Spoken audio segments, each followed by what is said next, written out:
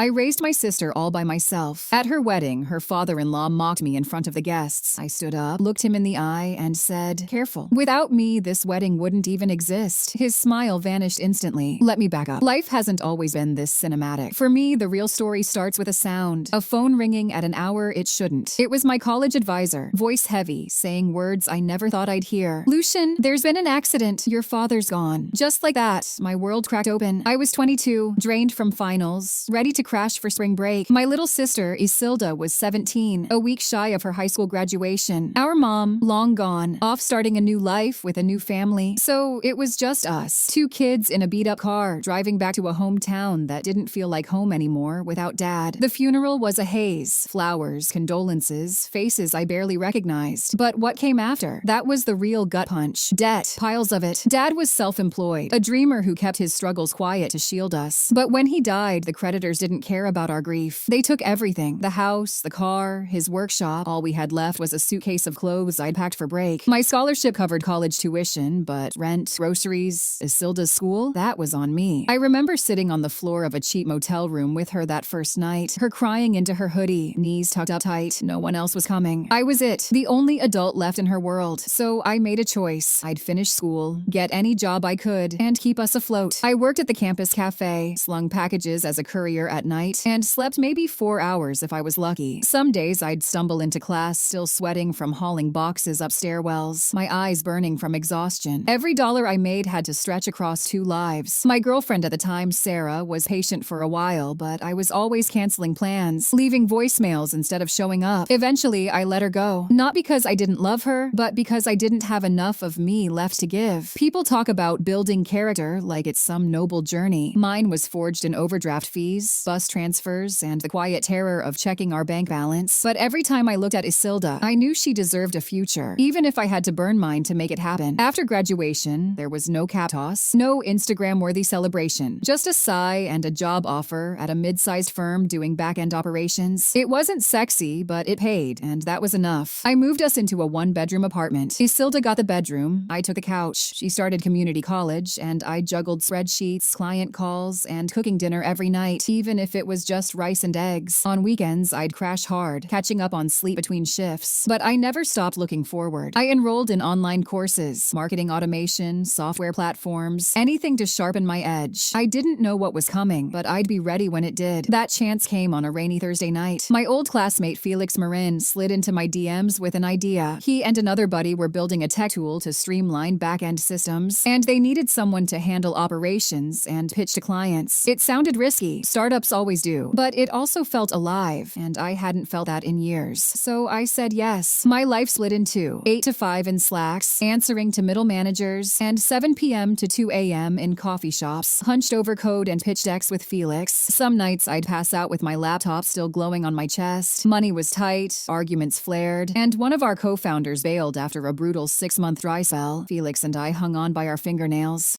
Then, the breakthrough. A corporate client tested our tool and cut their processing time by 40%. They told 3 others. Suddenly, our inbox was flooded, demos were booked, and a tech log review sent a wave of interest our way. But even then, I didn't quit my day job. I'd learned too early how fast stability can vanish. I saved every penny, handled customer service tickets on lunch breaks, and fixed bugs at midnight. Felix became the face of the company, smiling for cameras, giving TEDx talks, while I stayed behind the curtain, and I was cool with that. While others chased LinkedIn clout, I chased something else. Peace. A life where Isilda didn't have to count every dollar at the grocery store. A life where her future wasn't defined by what we'd lost. She got into a state university on merit. I paid every bill on time. We had savings, health insurance, a fridge that worked. That felt like winning the lottery. No one saw the grind, and I didn't need them to. But staying invisible meant people like Roland Rowe could look at me and assume I was nobody, and I let them. Because I'd rather be underestimated than overhyped. Fast forward to a Tuesday night, me sprawled on the couch, eating cold pasta straight from the Tupperware. My phone buzzes, and it's Isilda, breathless, saying, "Lucian, I'm getting married." My fork freezes mid-air. Married? To who? Damien, she says, like it's no big deal. I'd met Damien once, but she'd never hinted at anything serious. She sounded happy though, so I swallowed my shock and said, "Okay, tell me everything." She laughed, nervous but glowing, and told me about Damien Rowe. Yes, Rowe, as in Roland Rowe, the big shot business businessman who'd been trying to buy our company for months. His emails were all sharp edges and veiled condescension, like he was doing us a favor by sniffing around, and now his son was marrying my sister. I met Damien that Friday over dinner at my place. He showed up with flowers, a bottle of wine, and a grin that tried a little too hard. He was polite, clearly smitten with Isilda, but his last name nagged at me. Any relation to Roland Rowe? I asked, casual as I could. He paused, just a beat too long. He's my father. Bingo. I kept my face neutral, didn't mention the company. This wasn't about business. It was about my sister. If Damien was good to her, I'd deal with the rest. Later in the kitchen, Isilda cornered me. You went quiet. You okay? I nodded. Just surprised. You love him? She smiled, the kind of smile that doesn't lie. I do. He's not like his dad, Lucian. He's kind, steady. I studied her face. She wasn't pleading. She was sure. Okay, I said. I'm in your corner. The wedding planning took over her life. I stayed out of the way, helping where I could, until the family meet and greet at some fancy country club. White tablecloths, waiters in vests, the whole deal. That's where I met Roland face to face. His eyes sized me up. Shoes, suit, posture, then flicked away. When we were introduced, his handshake was limp, his voice flat. Oh, you're just her brother. I assumed her father would be here. I stared at him. Our father passed away a long time ago. He gave a curt nod and moved on. Then came the question. What do you do? Again, I said. I work corporate, which was true enough. He didn't even try to hide his boredom, but a small, buried part of me thought, you'll regret that. The wedding day arrived, and Isilda was radiant, glowing with a joy that came from knowing she was loved. Before she walked down the aisle, she squeezed my hand and whispered, "Thank you for everything." I just smiled, my throat tight. At the reception, I kept to the edges, chatting with guests, staying out of the spotlight. Roland passed me again, deliberate, like I was furniture. I felt nothing but a quiet certainty. He didn't know who I was, not yet. I wasn't supposed to speak. My name wasn't on the program. I'd already walked Isilda down the aisle, stood for photos, raised my glass for toasts. That was enough. But a caterer tapped my shoulder. "You're next." Speech. I blinked. "For what?" She pointed to the stage. "Microphone's ready." I could have said no, but something, maybe exhaustion, maybe pride, pushed me forward. This was my sister's day, and the room didn't know my story. So I stood, buttoned my jacket, and took the mic. "Good evening," I started, voice steady. "I'm Lucian Trent, Isilda's brother." Heads turned.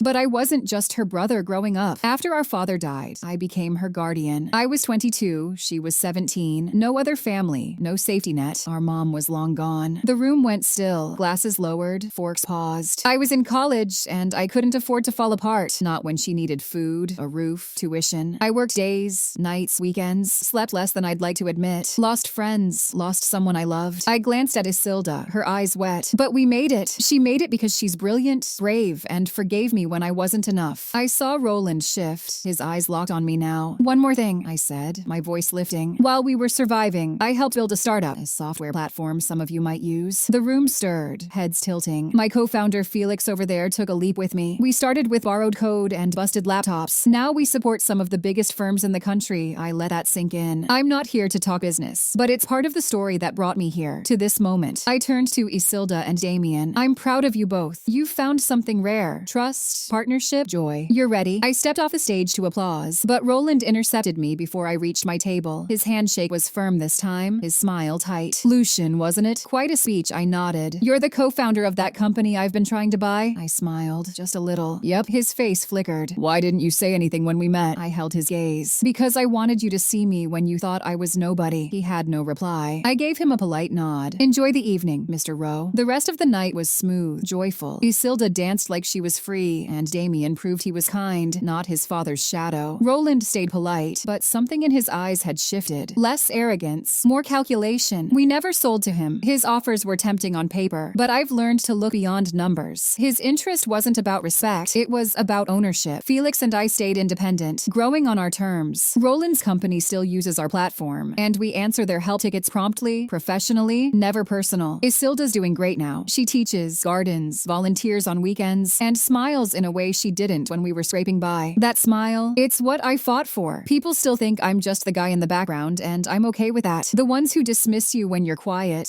are the same ones who'll scramble to respect you when they hear your title. But their respect means nothing by then. True respect shows up when no one's watching. Roland's mistake wasn't just underestimating me. It was thinking being unseen meant being unimportant. But I've never needed the spotlight. All I needed was for my sister to be okay, and now she is. That's enough.